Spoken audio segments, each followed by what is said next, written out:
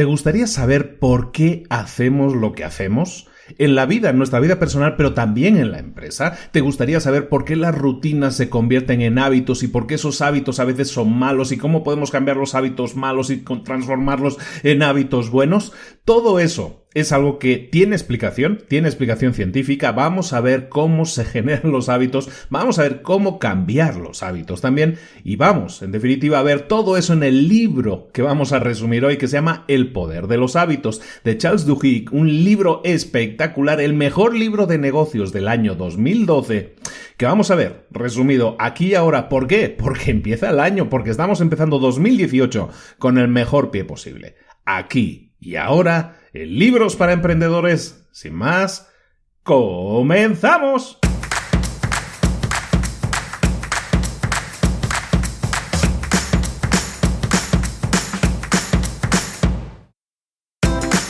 Bienvenidos al podcast Libros para Emprendedores.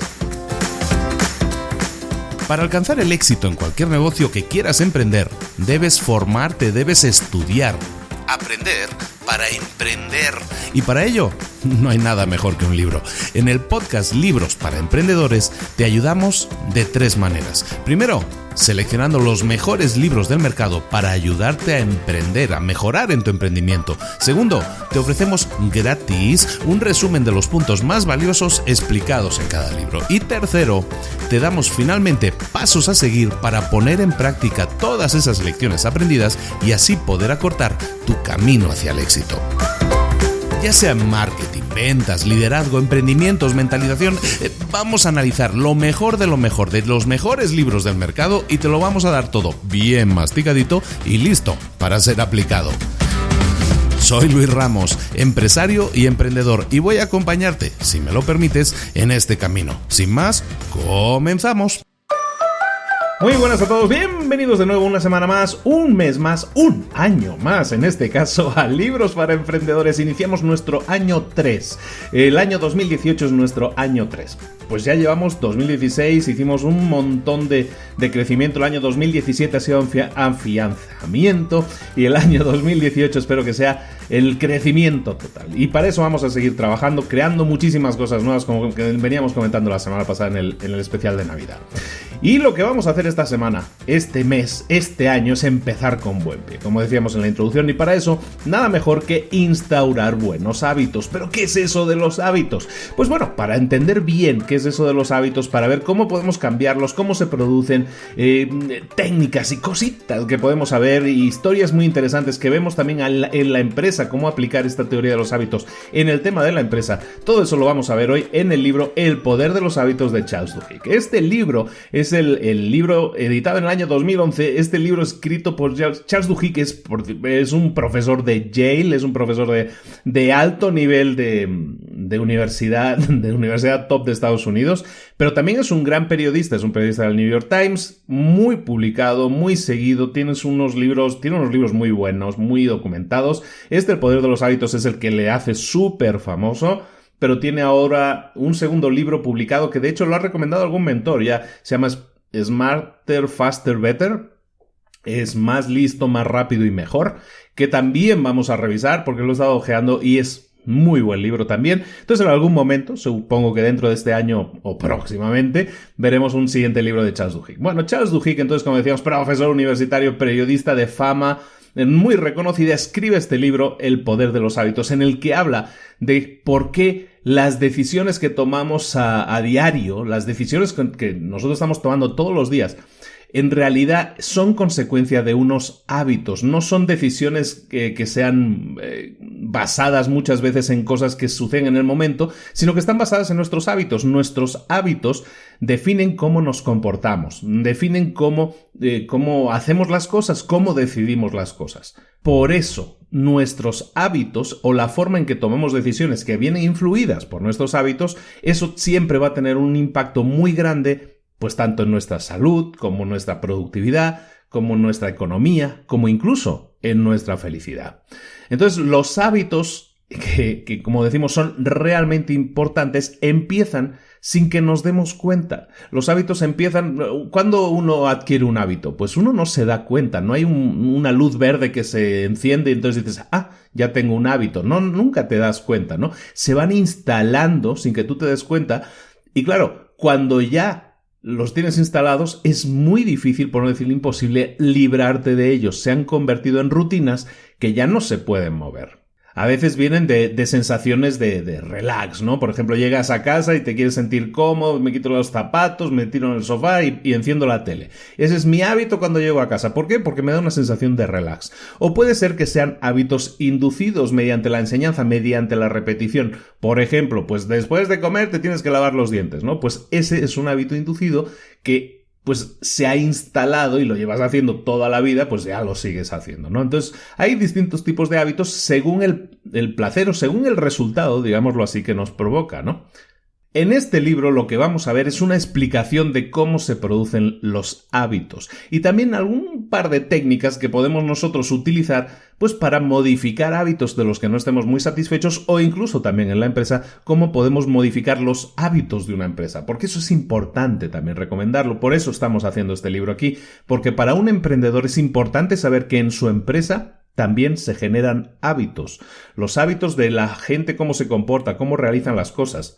Y eso muchas veces puede llevar a que la empresa no tenga los resultados que podría tener y es por lo tanto importante que en una empresa estemos haciendo todo lo posible por instaurar los mejores hábitos posibles. Bueno, el hábito, ¿qué es el hábito? ¿Cómo se producen los hábitos? Bueno, los hábitos, según los científicos, surgen en el cerebro, porque el cerebro es vago. No le gusta trabajar mucho, prefiere siempre ahorrar esfuerzo, no digamos vago, digamos que quiere ser óptimo, ¿no? Entonces lo que quiere es ahorrarse esfuerzos. Entonces lo que hace es crear mecanismos, automatismos, para convertir cosas rutinarias en hábitos, para no tener que pensar, porque así puede, por ejemplo, si el cerebro tuviera que estar pensando, me tengo que acordar de que tengo que respirar, y enviar la señal de respirar, entonces como que eso le lleva, le quita tiempo, ¿no? De pensamiento, le quita tiempo de procesamiento, ¿no? Lo mismo para caminar, ¿no? Ese tipo de cosas que el cerebro ya genera como rutinas, como algo, como hábitos. Nosotros sabemos ya que si queremos desplazarnos,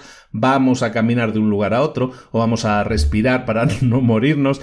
Todas esas cosas son rutinas instauradas, en ese caso, en nuestro cuerpo, y que el cerebro las maneja de forma rutinaria, de forma como hábitos, y de esa manera, al automatizarlas, de alguna manera, ¿qué es lo que sucede? Pues que el cerebro tiene tiempo para pensar en otras cosas, para crear otras cosas, para hacer cosas que al cerebro le interesa más hacer en ese momento.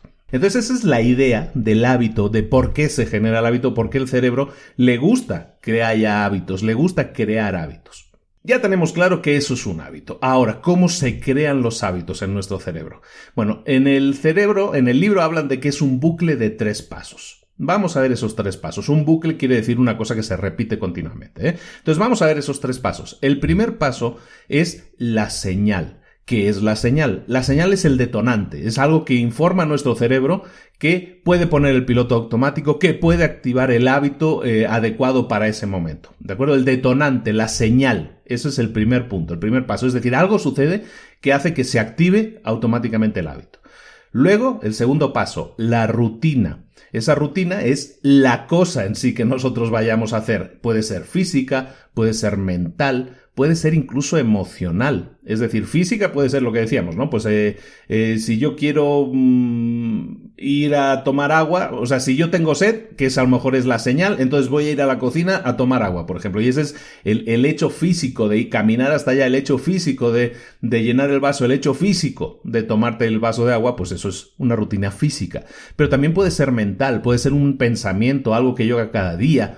Ese hábito, mucha gente ahora tiene el hábito, se puso un poco más de moda, el hábito de la meditación en las mañanas, ¿no? Pues yo sé que si me despierto por la mañana, a lo mejor lo primero que hago es sentarme, relajarme y meditar, ¿no? Y esa es una rutina mental, porque es un trabajo mental que yo hago.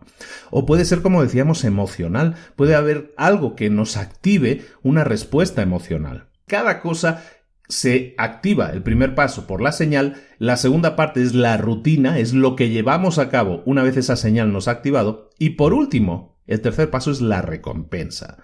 ¿Qué es la recompensa? Es algo que ayuda a nuestro cerebro a decidir si vale la pena recordar esto o no. La recompensa es el beneficio que nosotros obtenemos. Y dependiendo de lo bueno que sea el beneficio, nosotros decimos, valió la pena hacer eso, ¿no? Aquella señal activó una rutina y el resultado valió la pena. Perfecto, entonces me lo apunto y voy a querer repetirlo constantemente. ¿Por qué? Como decíamos, esto es un bucle, es algo que se va a repetir. ¿Por qué? Porque la recompensa vale la pena. La señal genera al final una recompensa. ¿De acuerdo? Entonces la señal y la recompensa, es decir, el punto 1, lo que los activa, y el punto 3, la recompensa, lo que recibimos, se superponen. Y eso genera un sentimiento de expectación, de deseo. Eso es lo que genera los hábitos. Si se produce una señal y sabemos que la recompensa vale mucho la pena, entonces se genera deseo y eso es lo que acaba formando un hábito. Es decir, un hábito siempre se va a hacer siempre que tengamos algo que nos guste, que haya una recompensa que valga la pena. ¿De acuerdo? A lo mejor la recompensa en sí no es algo físico, no es el sentimiento, es que me comí un chocolate y sentí su dulzura en la boca, ¿no? A lo mejor la recompensa es sentirme bien conmigo mismo, sentirme bien con mi cuerpo, cada uno puede variar las recompensas de acuerdo a los valores, en ese caso, de cada uno. Entonces, importante, los hábitos no son el destino. Los hábitos se pueden ignorar, se pueden cambiar o se pueden sustituir. Lo importante del bucle del hábito que hemos hablado, de esos 3 puntos, lo más importante es que revela o define una verdad que es muy básica. Y es muy interesante que la tengamos siempre presente. Cuando emerge el hábito, cuando el hábito aparece, el cerebro deja de participar en la toma de decisiones. Nosotros no pensamos activamente tengo que ir a lavarme los dientes, sino que ya se instaló el hábito y automáticamente a lo mejor acabo de comer y sin pensarlo, sin tener que decirle nada a nadie, sé que voy a caminar como un robot hacia el baño y voy a lavarme los dientes. El cerebro deja de tomar decisiones, no hay una decisión que tomar, sino que simplemente sé que terminé de comer, que ese fue el disparador, ¿no? La señal, y entonces la acción que voy a hacer a continuación va a ser lavarse los dientes. ¿Por qué? Porque el resultado me conviene, me gusta, la sensación de frescura en la boca me gusta. Cuando hablamos de que queremos combatir hábitos, muchas veces sabemos que tenemos hábitos que no son buenos. Hay gente que tiene el hábito de fumar, hay gente que tiene el hábito de tomar alcohol. Hay hábitos que no son buenos. Pero el hecho de que sepas cómo se produce un hábito, el simple hecho de que sepas que hay una señal, que hay una rutina y que hay una recompensa, el simple hecho de que lo conozcas, ayuda a controlarlos muchísimo más. Cuando comprendes el funcionamiento de algo, es mucho más fácil controlarlo. Mucha gente que se encuentra con el problema de que es que yo no me puedo controlar, no, es superior a mí, no me puedo controlar, es que me abalanzo sobre el chocolate. Bueno, pues eso se puede controlar siempre que, evidentemente, trabajes para ello, vamos a ver cómo hacerlo, pero también siempre que entiendas cómo funcionan los hábitos. El hecho de que tú te abalances por el chocolate, tienes que entender que esa es la acción, pero ¿qué es lo que la está provocando? ¿Cuál es la señal que lo está provocando? Eso es lo importante que tienes que empezar a descubrir. Pero claro, cuando entiendes este proceso de 3 pasos, es mucho más fácil que comprendas tu hábito y que empieces a escarbar. No que lo entiendas y que digas, ya sé por qué como chocolate. No, pero puedes empezar a investigar, voy a investigar cuál es la señal o cuál es la recompensa que yo estoy valorando tanto y por eso estoy comiendo chocolate. Lo mismo a cualquier otro nivel. Esto estamos hablando mucho de ejemplos personales porque son muy fáciles de entender, ¿no? Que el chocolate y todo esto, ¿no? Pero esto sirve para cualquier acción y resultado que nosotros queremos y busquemos en la empresa también. Otro concepto interesantísimo del libro y que a mí probablemente es el que me hace recordar más este libro es el siguiente: los hábitos nunca llegan a desaparecer. Esto es más importante de lo que parece. Comprenderlo es más importante de lo que parece. Los hábitos nunca llegan a desaparecer. ¿Por qué es importante entender esto? Cuando nosotros creamos un hábito, eso quiere decir que queda grabado en nuestro cerebro, en esas ondas que tenemos dentro del cerebro, ahí queda grabado a piedra ese hábito. El hábito nunca va a desaparecer. Lo cual está muy bien. ¿Por qué no va a suceder eso? ¿Por qué nunca va a desaparecer? Porque entonces, para nosotros en el cerebro es mucho más fácil manejarnos de esa manera. A ver, me explico. Por ejemplo, el hábito de conducir un coche, de manejar un coche. Si yo lo aprendo y ya es un hábito, yo me siento en un coche y sé cómo se maneja un coche, no voy pensando ahora tengo que poner la primera, ahora la segunda, ahora la tercera, ahora tengo que poner la intermitente. No, todo me sale como automático. ¿Por qué? Porque conducir se ha hecho un hábito. Entonces, el hábito nunca desaparece. A mucha gente le suena la frase esta de es que cuando aprendes a andar en bicicleta ya nunca se olvida. Efectivamente, cuando conviertes en un hábito el que ya sabes cómo se maneja una bicicleta, el equilibrio y todo eso, pues esa cosa ya no se olvida. Los hábitos, por lo tanto, esos son un par de ejemplos, los hábitos nunca llegan a desaparecer. Y te digo, y eso es bueno, porque entonces cada verano yo no tengo que volver a aprender cómo se nada, o no tengo que aprender cómo se va en bicicleta, o no tengo que aprender cómo se maneja un coche todas las mañanas. ¿Por qué? Porque está grabado en mi mente. Está grabado en mi mente y los hábitos, repito, nunca llegan a desaparecer. Entonces eso es positivo, como decimos, pero también tiene un componente negativo. ¿Cuál es? El componente negativo es que nos cuesta mucho cambiar de hábitos. Cuando los hábitos los reconocemos como malos, o a lo mejor yo puedo pensar, es que yo tengo el hábito de comer mucho dulce. Bueno, pues es que eso es un hábito malo. Pero es un hábito, como decimos. El cuerpo, el cerebro, no entiende de hábitos buenos o hábitos malos.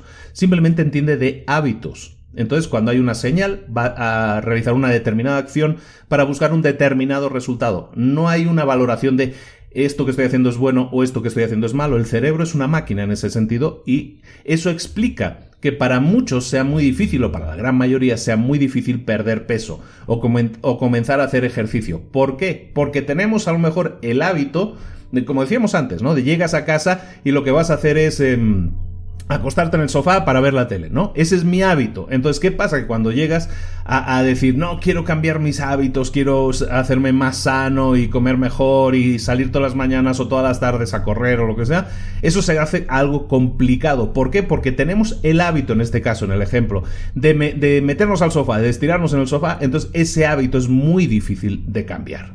Si cortáramos el cerebro de arriba abajo, digamos, si nos cortamos la cabeza por la frente en vertical y partiéramos por la mitad, veríamos las diferentes capas del cerebro, como si fuera una cebolla. Las capas del cerebro que están más exteriores, es decir, las capas del cerebro que están más cerca del pelo, bueno, esas capas son las capas donde se produce el pensamiento complejo. Cuando tú piensas en nuevas ideas, cuando tú escuchas, cuando tú analizas, cuando tú haces algo, todo ese trabajo, ¿dónde se produce? En las capas que están más cerca del pelo, las capas más exteriores, más externas del cerebro. A medida que te vas metiendo, a medida que vas yendo a capas más centrales, a las partes que están más cerca del tronco cerebral, donde se une el tronco, digamos, con la columna vertebral, porque de ahí nace la columna vertebral, en esas estructuras que ahora le llaman que es el cerebro reptiliano y todo eso, bueno, es la parte más profunda, la que está más cerca del tronco, ahí están las estructuras más primitivas. ¿Qué es lo que se controla ahí?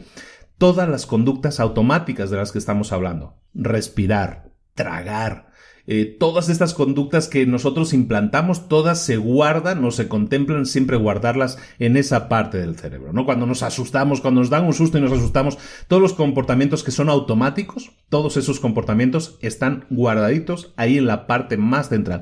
Es la parte más interna nuestra, la parte más automática, la parte que son los terrores o las terrores o los gustos o lo que sea, lo que siempre se dice los más primarios, ¿no? Y eso es lo que está en la parte más central del cerebro.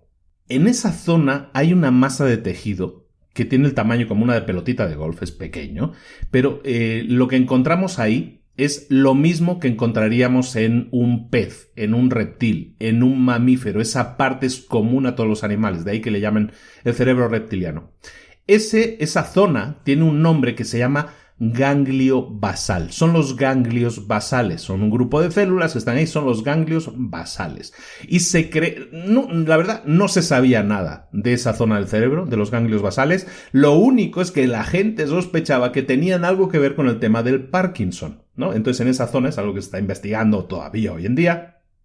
Los ganglios basales están investigando y es esa zona donde se creen temas que tienen que ver con el Parkinson. Entonces, en el MIT, que es el Instituto Tecnológico de Massachusetts, que es una de las universidades más top del mundo, en el MIT empiezan a preguntarse si los ganglios basales también podrían formar parte del proceso de creación de hábitos. Y entonces empiezan a experimentar con las ratas, ¿no? Como hacen siempre, empiezan a experimentar en el laboratorio con las ratas para ver si el tema de los hábitos también está guardadito ahí en los ganglios basales. Y se dan cuenta que sí, y que gracias a ahora que entendemos el bucle del hábito, ¿no? Lo que hemos hablado antes de los 3 pasos, si no tuviéramos ese bucle del hábito, es decir, si no hubiera una señal que activara una acción que buscara una recompensa, sin ese bucle del hábito, nuestro cerebro estaría cerrado, no reaccionaría, mejor dicho, a los impulsos del exterior, a las señales que recibe del exterior, ¿no? Y estamos viendo que las señales son las que activan nuestros hábitos. Entonces, sin los ganglios basales, sin esa pelotita de golf que tenemos dentro del cerebro, que se llaman los ganglios basales, sin eso no tendríamos acceso a cientos de hábitos en los que estamos confiando a diario.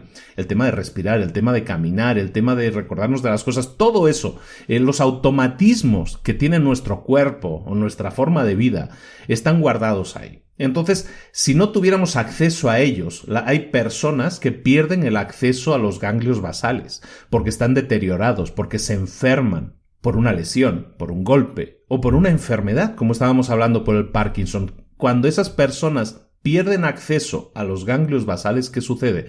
Se suelen quedar mentalmente paralizadas.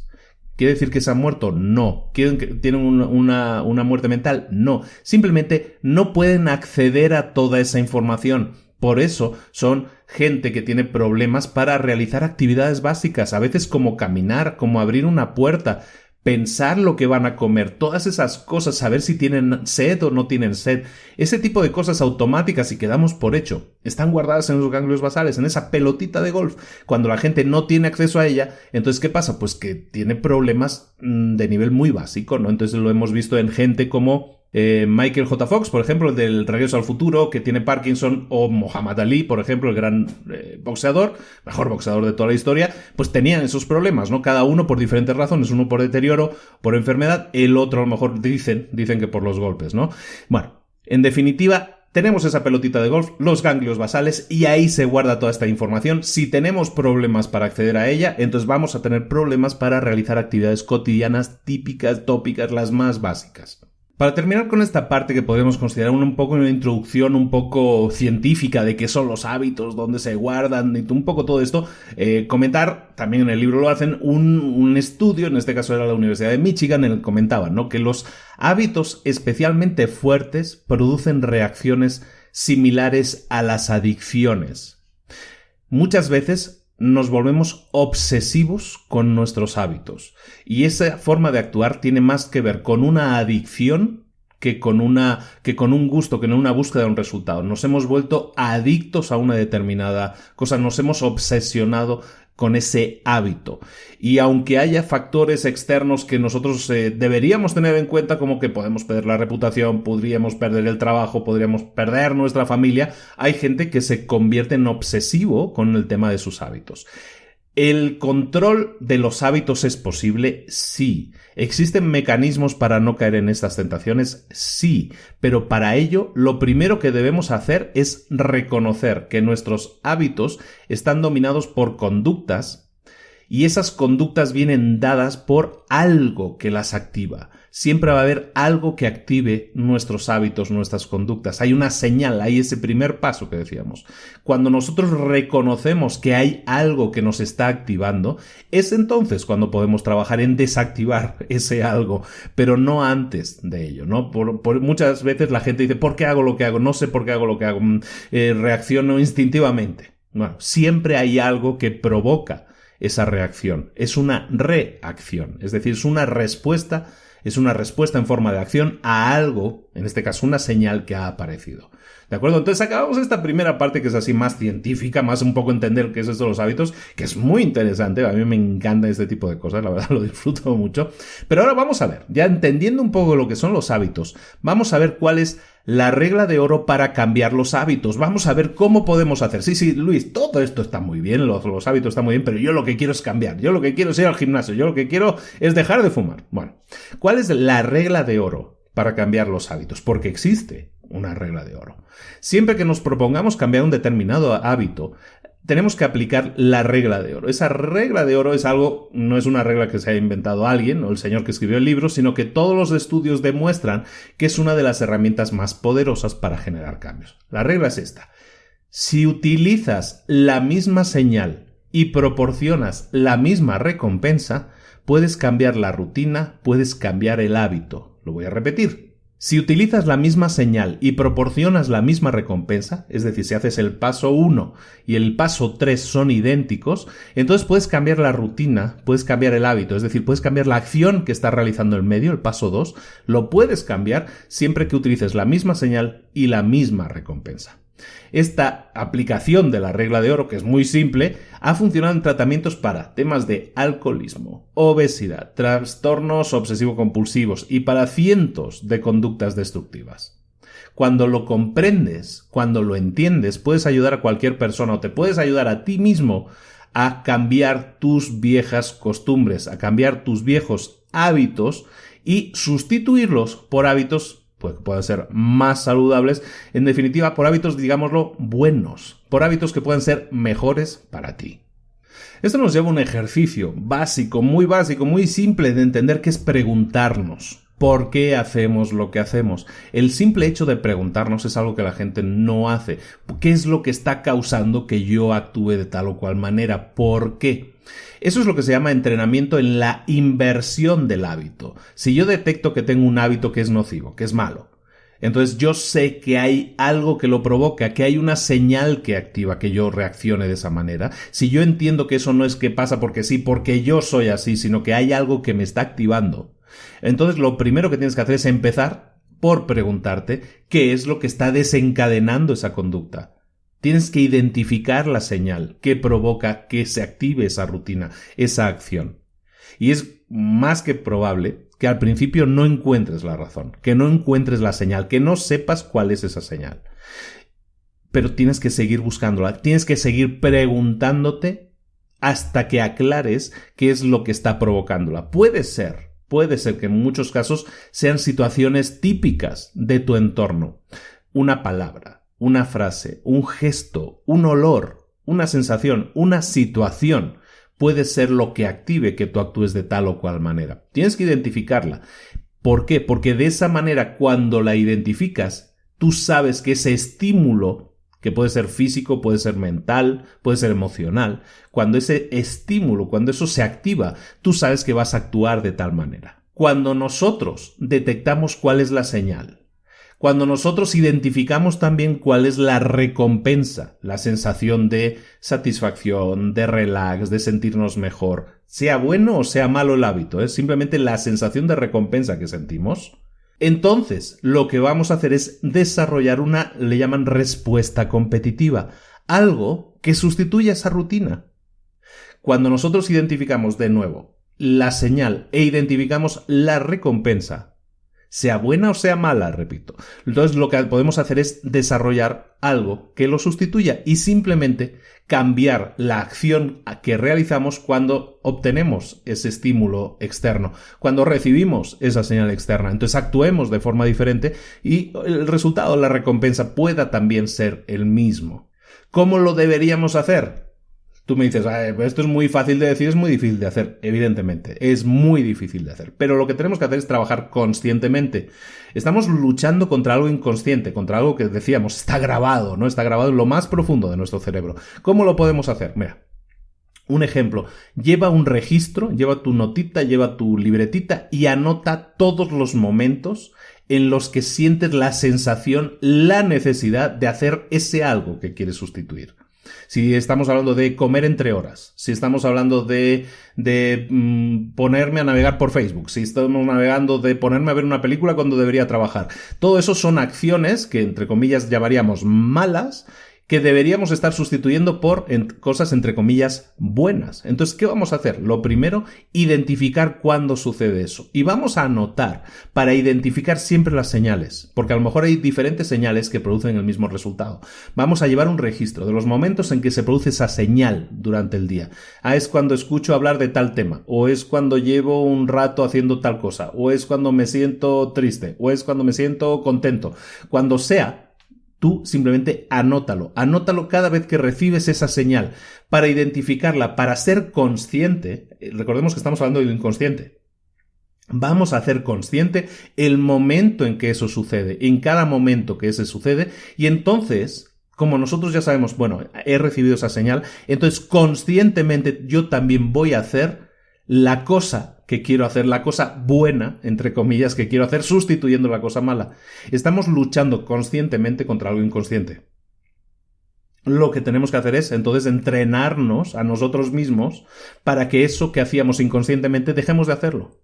Yo, por ejemplo, me pongo poner ejemplo, yo he fumado durante unos 20 años. Yo fui fumador durante unos 20 años. Lo dejé hace como 10 años. Hace ya unos 10 años que lo he dejado. Cuando yo llegué a fumar fuerte, yo fumaba 2 paquetes al día. Si además salía por la noche, podrían ser más de 2. Entonces fumaba muchísimo, como decían en España, como un carretero. Bueno, pero yo llegué a un momento en que necesitaba estar fumando constantemente. Cada 5 o 10 minutos prendía un cigarrillo. Se convirtió en algo obsesivo, como estábamos comentando antes. Por eso entiendo perfectamente el mensaje que se escribe en el libro, ¿no?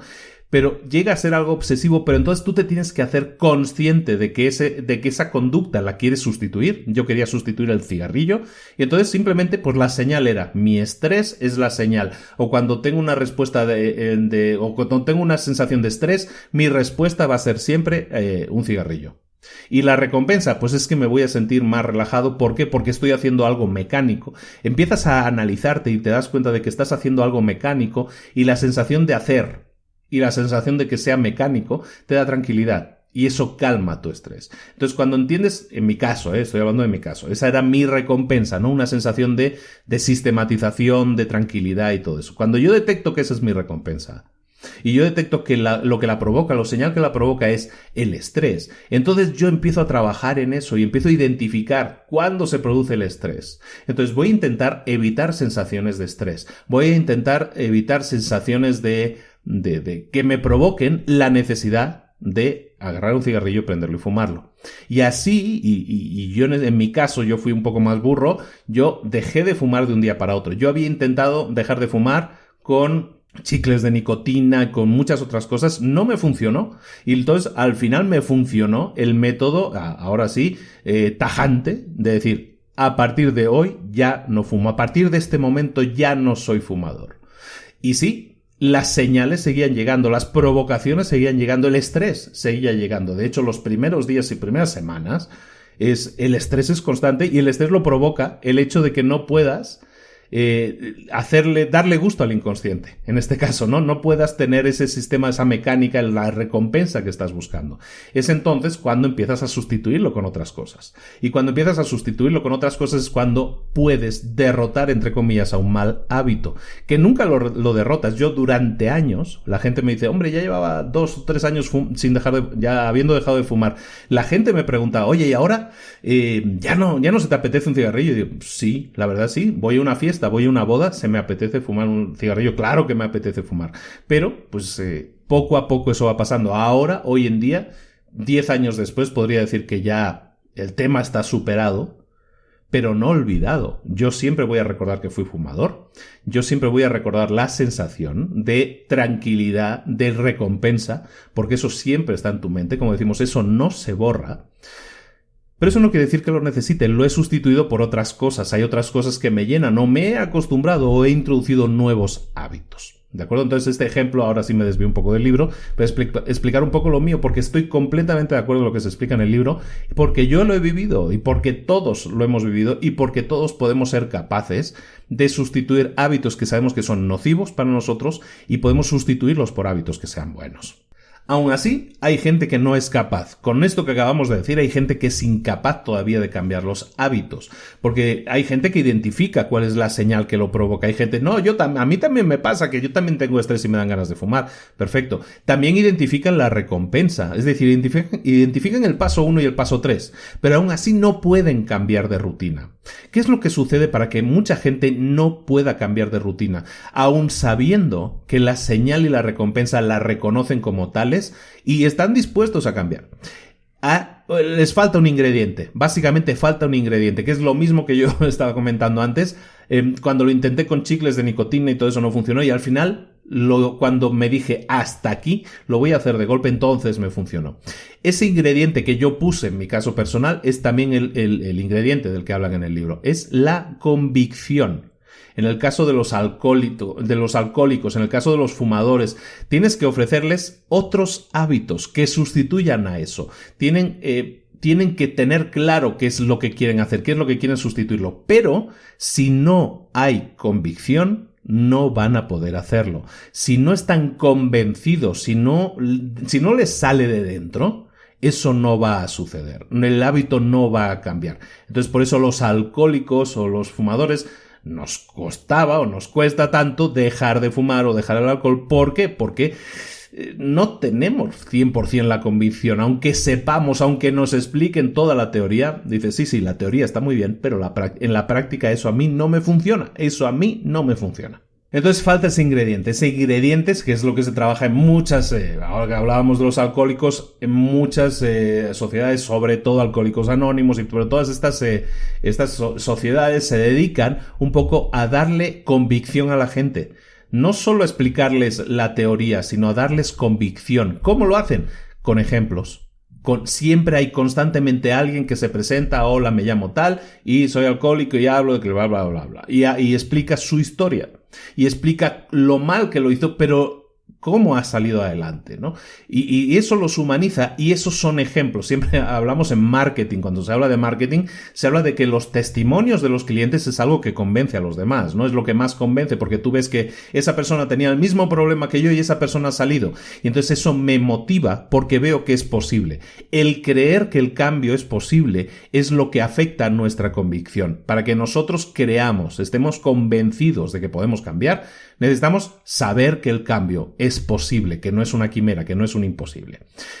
Hablando de empresas, hay muchas empresas que saben y entienden la ciencia detrás de el ansia de las gentes. Y cada vez se estudia más estas reacciones que tiene la gente, entre comillas, instintivas.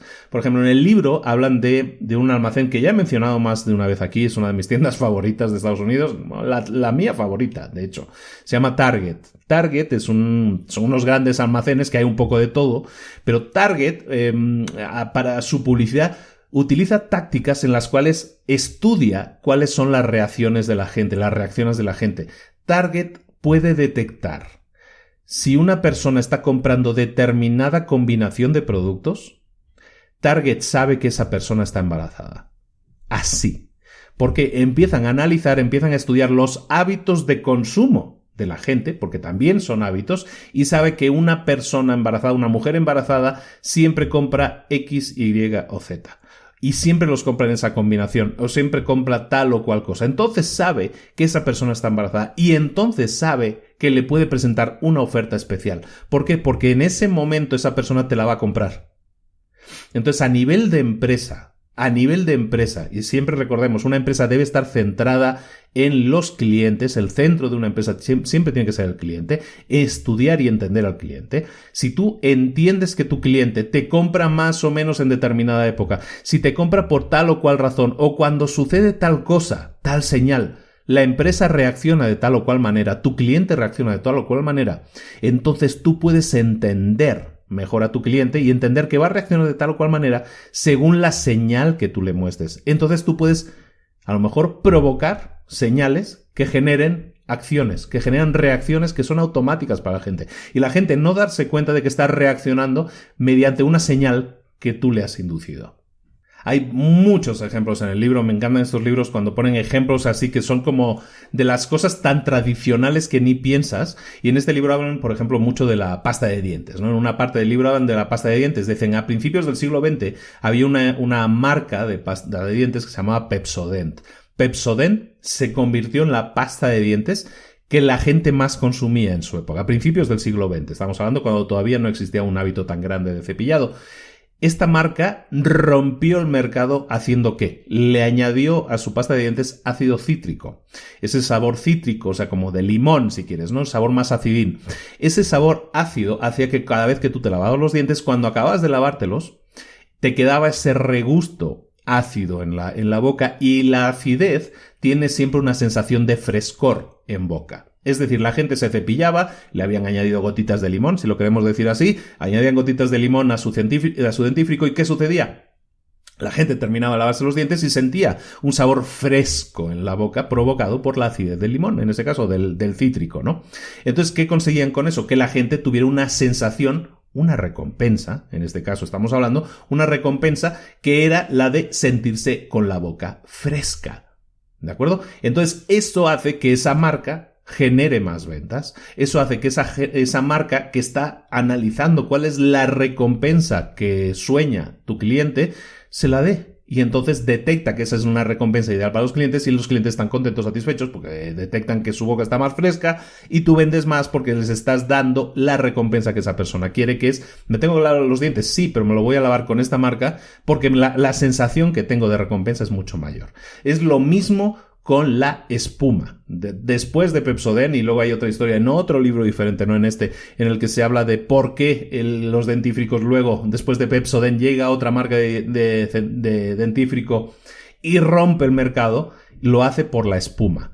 ¿Es necesario que un dentífrico genere espuma? No. ¿Es necesario que un champú para lavar la cabeza, para lavar el pelo, haga espuma? No.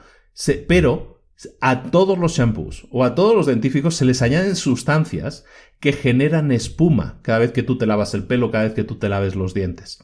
Lo mismo con el detergente para la ropa, lo mismo con la pasta de dientes, lo mismo con el champú. Todas tienen una sustancia, le llaman, por aquí lo tengo anotado, laurilsulfato de sodio, que lo que hace es que genere más espuma. ¿Por qué es importante eso?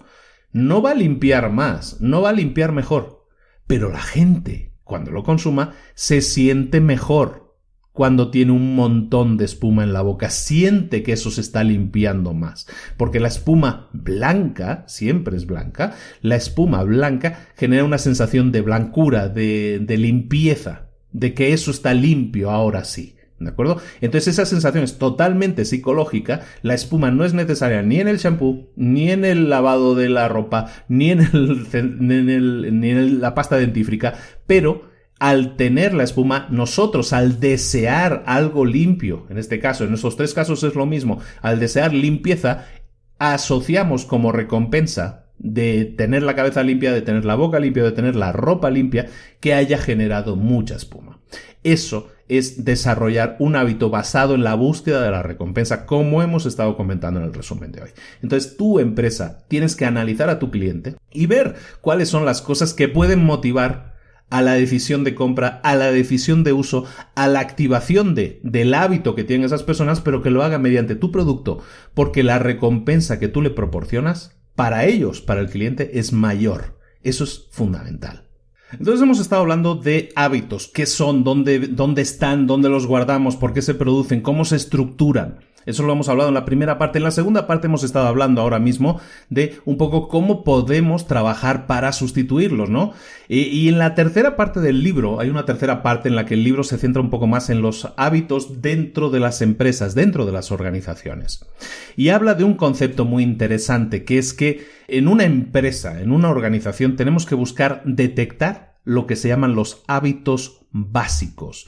¿Qué es un hábito básico? Son aquellos hábitos, los hábitos que más importan. Son aquellos hábitos que si los logras instaurar, si logras detectarlos e instaurarlos y hacer que se produzcan, son hábitos que generan que aparezcan otros nuevos hábitos. Es decir, son hábitos esenciales que provocan nuevos hábitos positivos, en este caso para la organización y para la empresa.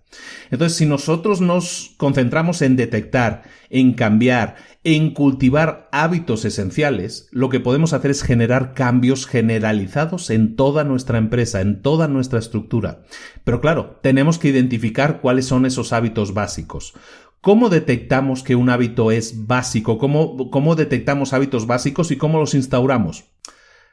El hábito básico, como lo entendemos o como se explica aquí en el libro, siempre genera algo que es muy importante para detectarlo. Siempre genera lo que en el libro se llama pequeño triunfo.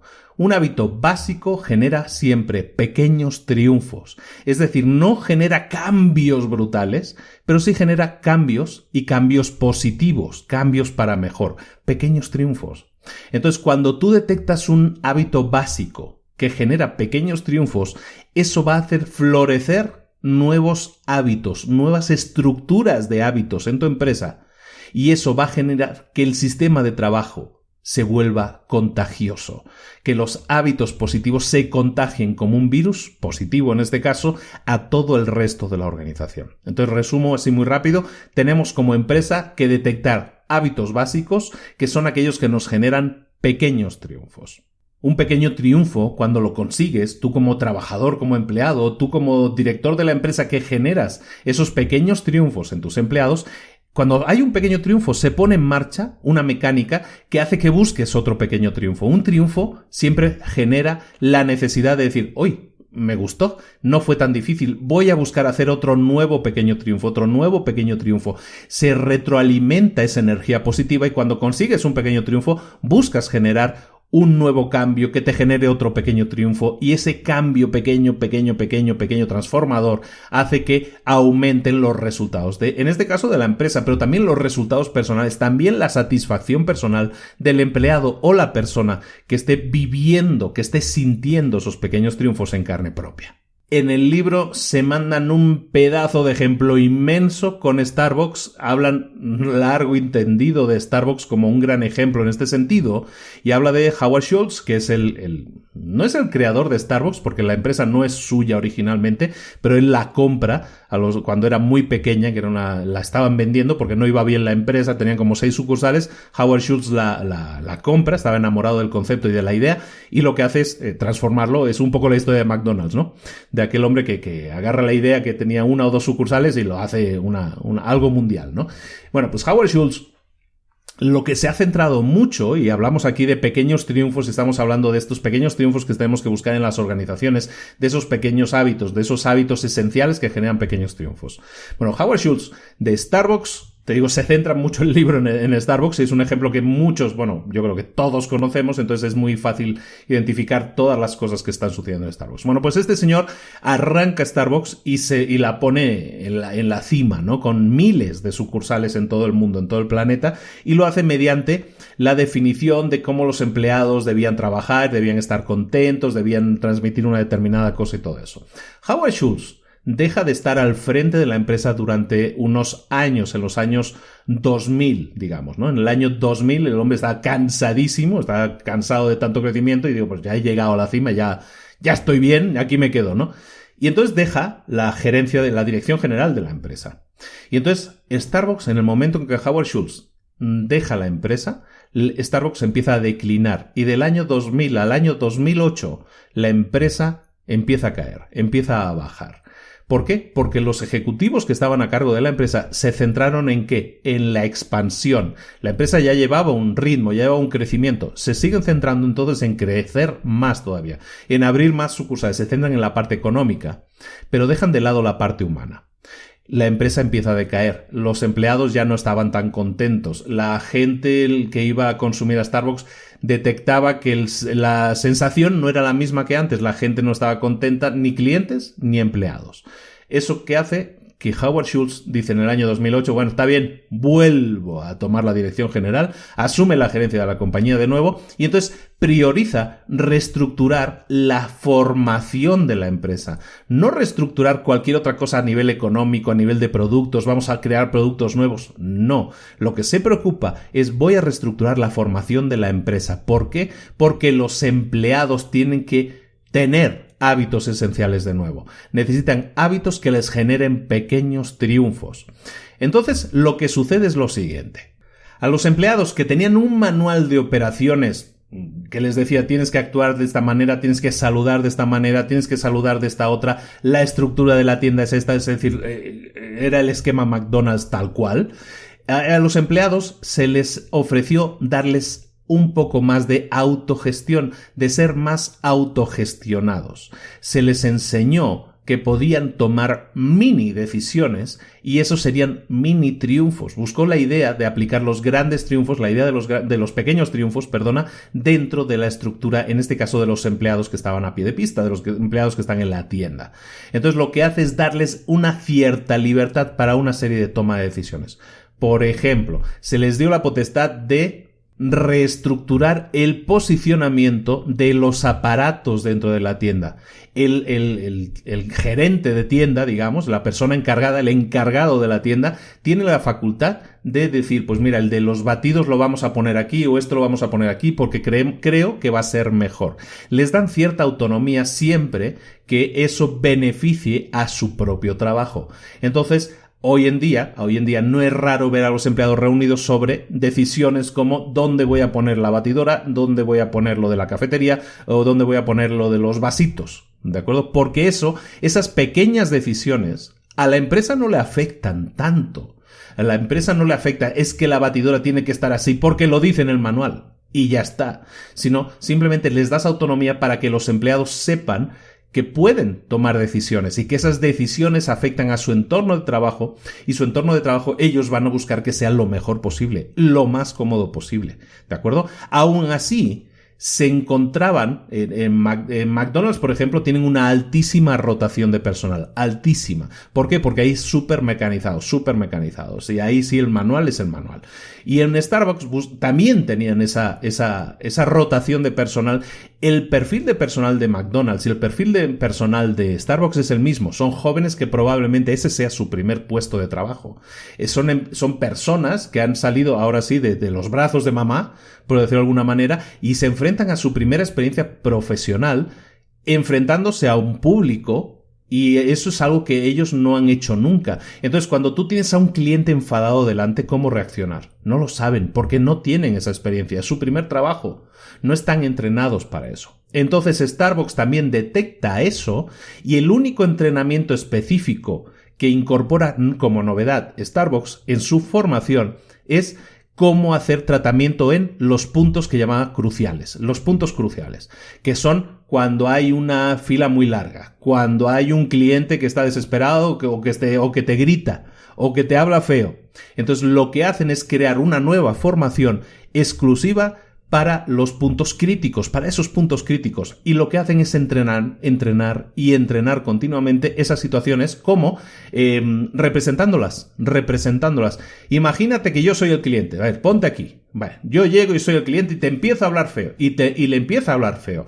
Entonces, esa persona que no tiene experiencia previa en tratamiento con clientes conflictivos, esa persona se la entrena para eso, hasta que se genera un hábito, hasta que se genera un automatismo, hasta que ya saben esos muchachos que a lo mejor no tienen esa experiencia, ya entienden o ya asimilan, ya interiorizan que esa es la forma en la que tienen que actuar en tal o cual situación. Y tienen identificadas todas las situaciones problemáticas en las que es que a una persona se le cayó el café, es que a otra persona se chocó y se empezaron a discutir, es que ahora hay mucha fila, es que ahora hay un cliente insatisfecho, hay un cliente que le pusieron el vaso equivocado y respondió mal.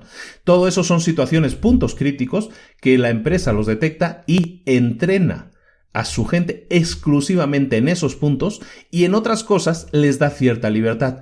Todo eso genera pequeñas victorias. Todo eso son hábitos básicos que la gente tiene que saber cómo tratar a estas personas y todo eso genera esas pequeñas victorias de las que estábamos hablando. En el libro ponen otro ejemplo y ya terminamos con esto. Ponen el ejemplo del metro de Londres, que hubo un incendio en la estación de King's Cross, que es una estación muy conocida, una de las grandes. Pues en King's Cross hubo un incendio, ¿no? Y te explica toda la historia del incendio y por qué se produce el incendio. Pues se produce el incendio porque un cliente, o sea, una persona que estaba en el metro detecta que había una cosa que se estaba quemando, ¿no? Un papelito que se estaba quemando y resulta que llama a la persona que está en el andén allí de vigilancia, pero la persona que está en el andén de vigilancia no tenía potestad para apagar el incendio, no sabía ni siquiera cómo se manejaba un extintor porque no le habían formado. Entonces, ¿qué hace? Va a llamar a la persona responsable, pero es que no se puede meter en el departamento de otro y todo eso. La historia es muy larga, pero básicamente nadie actuó como debería haber actuado porque todo estaba sistematizado de tal manera que a nadie sabía de quién era responsabilidad la otra cosa. Yo tengo que llamar al jefe de estación o tengo que llamar a la persona que está en la central. Oye, ¿y sabías que el de bomberos había dicho que esto no debería estar así o toda la gente debería estar formada? El problema que hubo es que no hubo una cadena de reacción para esas situaciones, no estaban entrenados para esas situaciones y la cosa empezó a escalar de tal manera que al final hubo un incendio muy grande en la estación y hubo un incendio tan grande que murieron más de 30 personas. Entonces, esa situación se podía haber evitado, sí, si los empleados hubieran tenido la formación adecuada, si los empleados se les hubiera dado la independencia, por lo menos independencia de decir, oye, si hay algo que saca humo, no esperes a tener el permiso del jefe del departamento de seguridad, o no esperes a que el departamento de seguridad te responda y a lo mejor no está. No, toma tú una iniciativa pequeña en este caso y de lógica, que sería, oye, apaga el incendio, te vamos a enseñar, no sabes cómo se utiliza un extintor, se utiliza de tal o cual manera, dónde están las bocas donde se conectan las mangueras para el agua, es que hubo de todo, en el libro se lo explican todo a detalle, pero es un poco largo de explicar, pero explican, yo qué sé, desde que llegaron los bomberos, cuando estalla el incendio llegaron los bomberos, pero los bomberos, resulta que había bocas de toma de agua dentro de los túneles de metro, pero nadie sabía dónde estaban. Toda esa información, eso es una falta de comunicación, es una falta de entrenamiento, esto es algo que se podría evitar. Eso fue un revuelo brutal en Londres. ¿Y qué pasó? Pues al final, la gente que se lavaba las manos como diciendo, esto es un problema de los de seguridad, no, este es un problema del de no sé qué, este es un problema del de infraestructuras, este es un problema de no sé quién, al final todos se lavaban las manos y nadie aceptaba la responsabilidad. No, lo que entonces hicieron, al final los echaron a todos a la calle, a todos los jefes que no se responsabilizaban, los echaron a todos a la calle y reestructuraron todo el funcionamiento del metro a nivel empresa, a nivel estructura de la gente, dándoles libertad a los empleados, cierta libertad para una toma de decisiones constructiva en beneficio de su entorno de trabajo. Esos dos ejemplos, tanto el del metro, que ahora los trenes siguen llegando a su hora, siempre han sido súper puntuales en Londres, pero ahora si hay un mini incendio, todos saben cómo reaccionar. La persona que está en el andén no tiene que esperar el permiso, llamar a alguien, esperar una llamada de alguien para ver que venga alguien, ahora enviamos a alguien a ver qué pasa. No, ya eso no. Ya la persona que detecta un mínimo problema puede actuar en consecuencia, tiene libertad para tomar decisiones dentro de un marco lógico. Estos dos ejemplos, de alguna manera el de Starbucks y el metro de Londres en este caso, son dos ejemplos que ponen en el libro muy interesantes, están muy desarrollados, muy bien explicados, en el que te explica cómo es de importante que una persona tenga cierta autonomía, cierta independencia en una empresa para así poder tomar decisiones que valore la persona como necesario que actúe inmediatamente. Y este es un poco el libro, ¿no? Hemos estado viendo en la primera parte un poco la neurología de los hábitos, ¿no? Cómo se forman, dónde se guardan, dónde están, porque son patrones que rigen nuestra vida, que rigen nuestra sociedad, que rigen nuestras organizaciones, nuestras empresas. Pero algo que sabemos ahora, que no sabíamos hace muchos años, es que los podemos desmenuzar en partes, que sabemos que hay una primera parte que es la provocación, donde se provoca, la señal que activa el hábito, luego está el hábito en sí, la acción que nosotros realizamos. ¿Y por qué la realizamos? Porque buscamos una recompensa. Hoy en día ya sabemos por qué eso sucede y de esa manera. Y es entonces cuando nosotros, si queremos cambiar hábitos propios, lo que tenemos que hacer es pensar, primero, que el hábito no se puede erradicar, no se puede destruir un hábito. El hábito siempre va a habitar en nuestra mente. Lo que sí podemos hacer es sustituirlo por un hábito que sea, en este caso, mejor. ¿Cómo lo haremos? Siempre detectando cuál es la señal, siempre detectando cuál es el resultado que buscamos, y lo que vamos a hacer es sustituir ese paso 2, sustituir la acción en sí, pero siempre buscando que el resultado sea el mismo, mientras nosotros obtengamos el mismo resultado, no vamos a tener ningún problema en sustituir los hábitos, simplemente conscientemente vamos a tener que ir trabajando en sustituirlos. No es un botón que apretemos y eso sucede. No, eso no sucede. No existen unos pasos específicos, no existe un manual de instrucciones de haz esto tantas veces y entonces ya habrás dejado. No, eso no funciona así, pero tienes que trabajar en detectar la señal que lo provoca, en detectar el resultado y entonces sí sustituir la acción por una acción más beneficiosa para ti. Si quieres dejar de fumar, si quieres dejar el alcohol, si quieres dejar lo que sea que sea nocivo para tu cuerpo, tienes que empezar por detectar qué es lo que lo está provocando tu necesidad, qué resultado estás buscando y buscar entonces sustituirlo. A nivel de organizaciones también hemos visto que es posible generar hábitos, pequeños hábitos que son esenciales, lo que llamamos hábitos esenciales, que van a provocar ¿qué? Van a provocar pequeñas victorias, pequeños triunfos en la gente. Cuando nosotros detectamos algo que puede generar pequeños triunfos en la gente, eso va a provocar una cadena de buen rollo, llamémoslo así. Es decir, si conseguimos instalar un hábito en nuestra empresa que genere pequeña victoria para esa pequeña victoria va a generar nuevas pequeñas victorias para esa persona porque es adictivo. De alguna manera la gente siente una sensación de satisfacción y busca repetirla constantemente.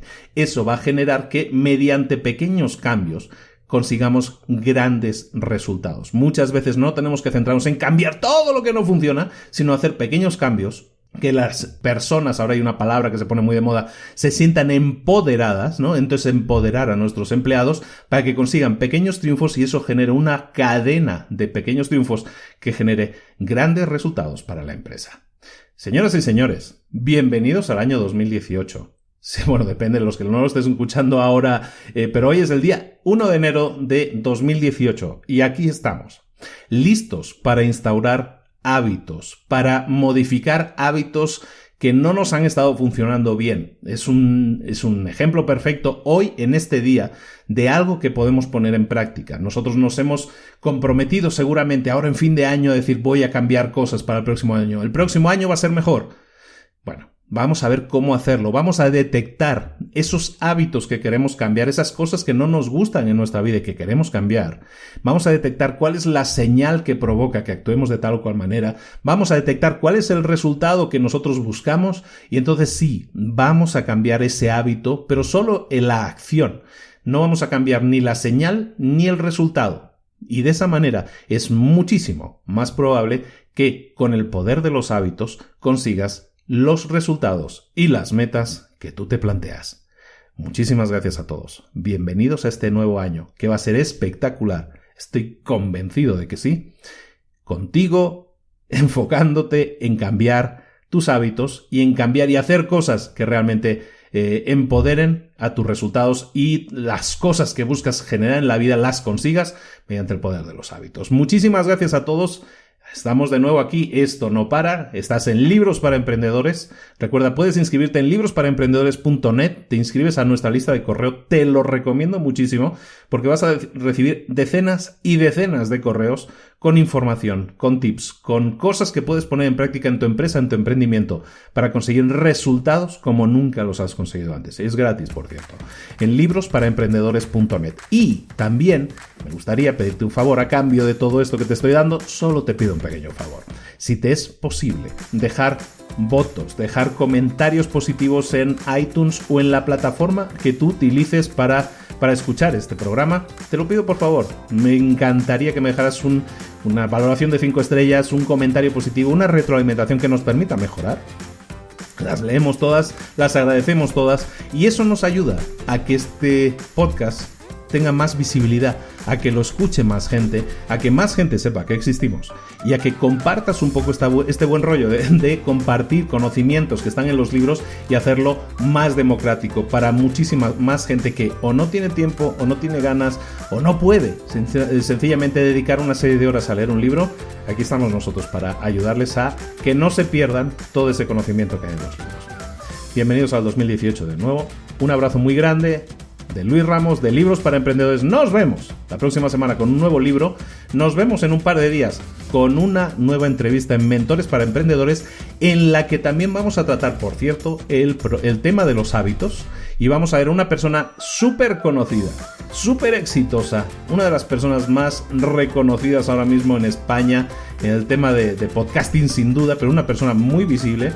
Es una persona experta en marketing online. Te recomiendo que no te lo pierdas porque vamos a hablar también y mucho de hábitos, de sus hábitos en concreto que son muy, muy espectaculares. Eso en un par de días en la nueva entrevista de Mentores para Emprendedores y muchas más cosas que vienen y que están sucediendo a partir de hoy, a partir de este momento.